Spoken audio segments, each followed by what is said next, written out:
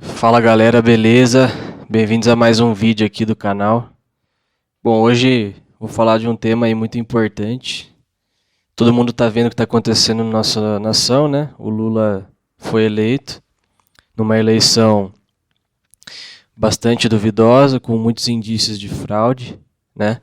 E o povo tá aí revoltado nas ruas por causa disso, porque não foi uma eleição limpa, não foi uma eleição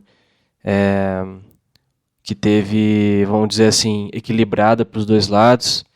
Mas a gente viu aí vários apoiadores do Bolsonaro sendo censurados, por exemplo, o Nicolas Ferreira, o Luciano Hang, né? Mais lá atrás também teve a Lula dos Santos, a Carla Zambelli. Então, assim, não tem como não desconfiar que o judiciário do nosso país está jogando a favor de um dos lados, né? Inclusive, todos os pontos se ligam, porque nós sabemos que a atual composição da nossa Suprema Corte é feita por ministros que foram colocados lá por governos petistas, né? Ou PSDBistas, ou seja, foram colocados lá por governos de esquerda e agora eles estão arbitrariamente favorecendo o candidato da esquerda, que no caso é o Lula. Então, assim, não faltam motivos para nós acharmos que houve parcialidade da nossa Suprema Corte. Então, você que é um cristão, você que procura viver piedosamente, você deve estar se perguntando, poxa, o que eu faço agora, né? Eu vi alguns amigos meus da igreja falando assim, gente, a gente orou, a gente pediu a bênção de Deus, o resultado da eleição está aí, agora a gente tem que aceitar, né? Será que é pecado eu não aceitar o resultado das eleições agora? Bom, é isso que a gente vai falar agora. Bom, evidente que a pessoa que defende essa tese, ela está se baseando em Romanos 13, né? Bora ler aqui. Todo homem esteja sujeito às autoridades superiores, porque não há autoridade que não proceda de Deus, e as autoridades que existem foram por ele instituídas.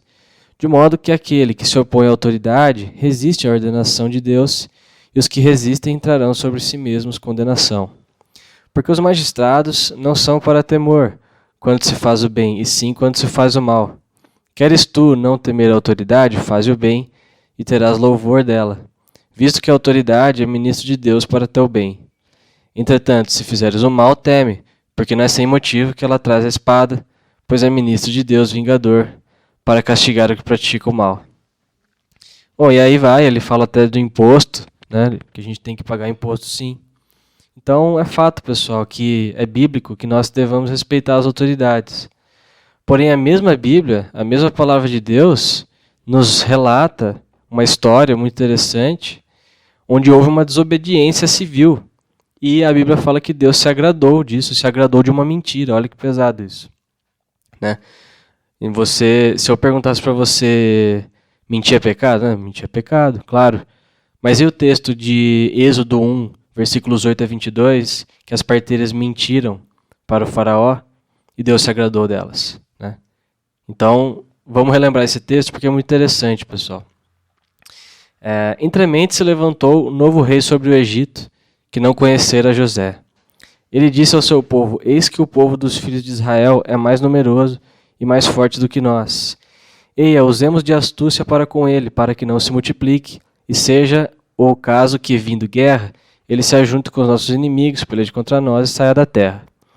E os egípcios puseram sobre eles feitores de obras para os afligirem com suas cargas. E os israelitas edificaram a Faraó as cidades celeiros, Pitom e Ramsés. Mas quanto mais os afligiam, tanto mais se multiplicavam e tanto mais se espalhavam, de maneira que se inquietavam por causa dos filhos de Israel. Então os egípcios, com tirania, faziam servir os filhos de Israel. Eles fizeram amargar a vida com dura servidão, em barro e em tijolos, e com todo o trabalho no campo, com todo o serviço em que na tirania os serviam. O rei do Egito ordenou às parteiras hebreias, das quais uma se chamava Sifrá e outra Poá, dizendo, quando servirdes de parteira às hebreias, examinai, se for filho, matai-o, mas se for filha, que viva.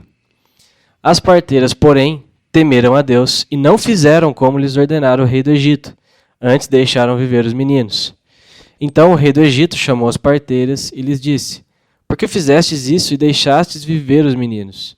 Responderam as parteiras ao faraó: é que as mulheres hebreias não são como as egípcias, são vigorosas, e antes que lhes chegue a parteira, já deram à luz os seus filhos.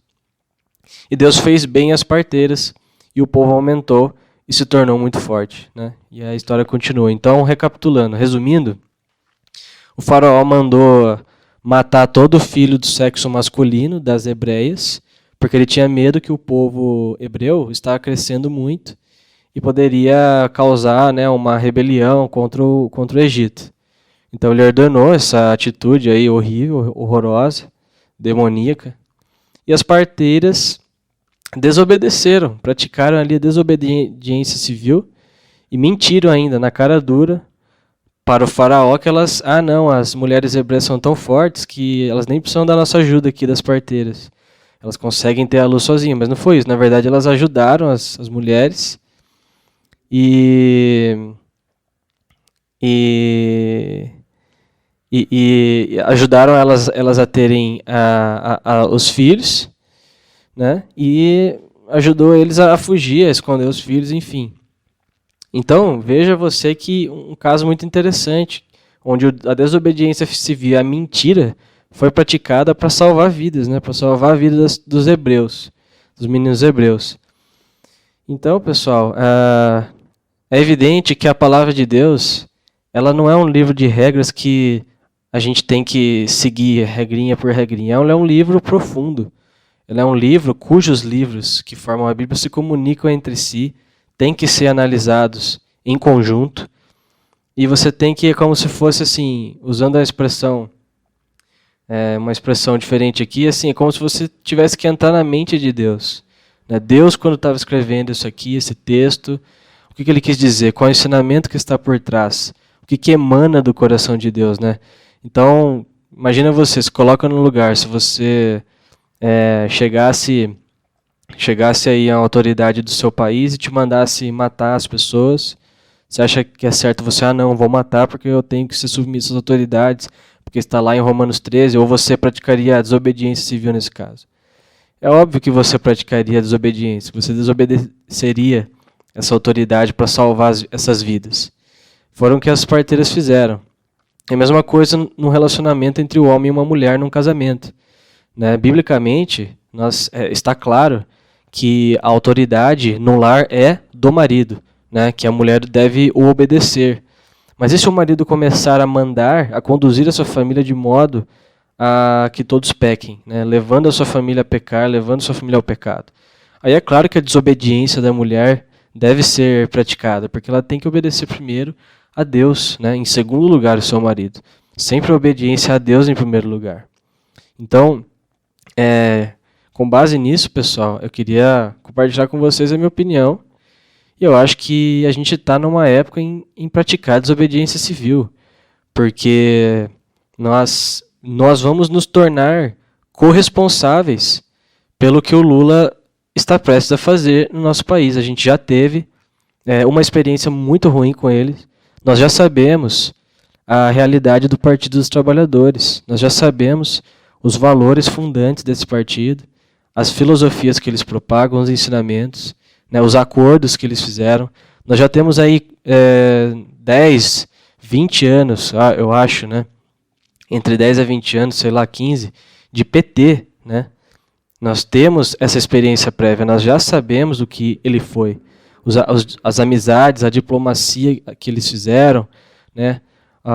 Em outras palavras, a amizade com ditadores, com outras ditaduras comunistas, que, por sinal, é uma cadeia de valores, uma filosofia anti-Deus, né?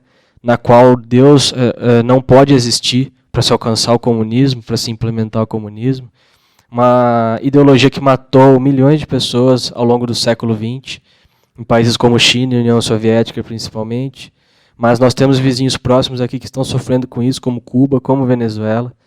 Nós sabemos a proximidade que o Lula tem com Hugo Chávez, com Nicolás Maduro, né, a similaridade de ideias que eles têm entre si. Então, assim, diante de tantas evidências, diante da história já escrita, né, diante do que o próprio PT fala, o próprio PT defende, né, nós não podemos deixar isso acontecer. Nós não podemos deixar que o Lula assuma a presidência da República. Isso aí nós temos que nos posicionar contra, nós temos que apoiar sim, na medida do possível, o que estiver em nosso poder em fazer, nós devemos sim exigir uma reavaliação disso, né? Não só porque ele é um bandido, não só porque ele é um criminoso que foi descondenado, que foi pego em vários processos de corrupção e foi condenado apenas por um deles, é importante lembrarmos isso, que ele foi condenado somente no caso do Triplex, mas haviam muitos outros ainda, né? Mensalão, Petrolão, Refinaria de Pasadena, ou Sítio em Atibaia, por aí vai. Ele foi condenado, acho que a 12 anos de prisão, ficou só 1 ano na cadeia e foi solto. Concorreu à presidência com muita ajuda do judiciário. Ele foi eleito numa eleição muito duvidosa, muito estranha, onde nós vimos muito mais apoio popular nas ruas ao presidente Bolsonaro, né? Ao presidente Bolsonaro e não a ele, né? O Lula tem menos seguidores nas redes sociais, tem menos apoio nas ruas, mesmo assim ganhou. Então, é algo muito, muito estranho que está acontecendo no nosso país e é um dever nosso, como cristãos, nos posicionarmos diante dessa injustiça, né? Exigirmos uma averiguação melhor dos fatos, exigirmos um serviço melhor dos nossos servidores públicos. Isso sim, meus irmãos, glorifica a Deus. Precisamos lutar contra o comunismo, porque é uma ameaça real.